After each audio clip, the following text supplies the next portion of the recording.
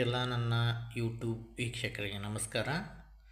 ನಾನು ಈ ದಿನ ಮೊಬೈಲ್ ಕಳೆದೋದಾಗ ಅಥವಾ ನಿಮ್ಮ ಮೊಬೈಲ್ ಏನಾದರೂ ಸ್ಕ್ರ್ಯಾಪ್ ಆದಾಗ ಅಥವಾ ನೀರಲ್ಲಿ ಬಿದ್ದು ಹಾಳಾದಾಗ ನಿಮಗೆ ಬರ್ತಕ್ಕಂಥ ಕರೆಗಳನ್ನು ಇನ್ನೊಂದು ಮೊಬೈಲ್ಗೆ ಫಾರ್ವರ್ಡ್ ಮಾಡುವುದು ಹೇಗೆ ಅಂತ ಮತ್ತು ಅದನ್ನು ಡಿಲೀಟ್ ಮಾಡುವುದು ಹೇಗೆ ಅಂತ ತಿಳಿಸ್ಕೊಡ್ತೀನಿ.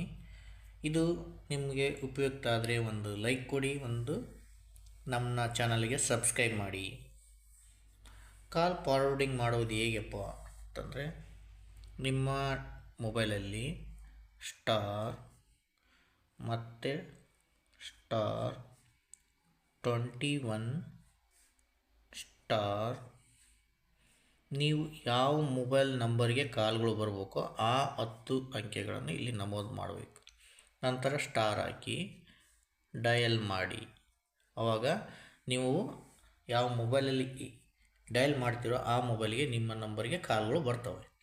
ತದನಂತರ ಇದು ಬೇಡಪ್ಪ ಮತ್ತೆ ನಾನು ಸಿಮ್ ಅದೇ ನಂಬರನ್ನು ತಗೊಂಡು ನಿಮ್ಮ ಹೊಸ ಮೊಬೈಲ್ಗೆ ಹಾಕಿದ್ದೀನಿ ಅಂದರೆ ಅದನ್ನು ಡಿಆಕ್ಟಿವೇಷನ್ ಯಾವ ರೀತಿ ಮಾಡ್ಬೇಕಂದ್ರೆ, ಇದೇ ನಾವೇನು ಸ್ಟಾರ್ ಹಾಕಿದ್ದೀವೋ ನೆಕ್ಸ್ಟ್ ಆ್ಯಶ್, ಅದೇ ಡಬಲ್ ಆ್ಯಶ್,